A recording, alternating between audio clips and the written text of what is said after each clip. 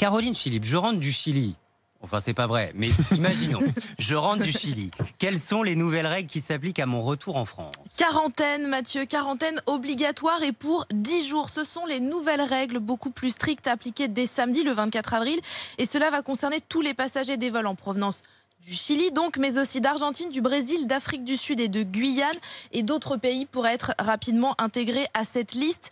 Les variants brésiliens et sud-africains plus présents sur ces territoires inquiètent les autorités sanitaires. Le gouvernement prend donc des mesures drastiques. Concrètement, à votre arrivée sur le sol français, vous devez vous isoler, rester chez vous. Vous pourrez sortir que sur des créneaux horaires très réduits. Et attention, nouveauté, des contrôles à votre domicile pourront être opérés par des gendarmes ou des policiers.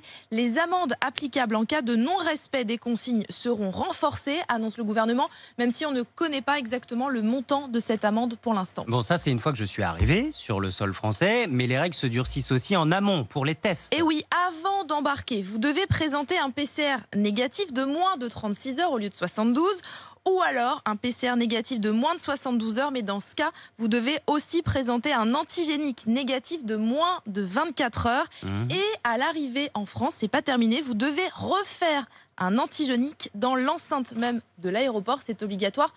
Vous avez suivi, ça fait combien de tests en tout? Beaucoup. Ouais. Faut avoir la narine beaucoup souple. De coton-tige dans le nez, je vous l'accorde. C'est 2 tests en moins de 36 heures.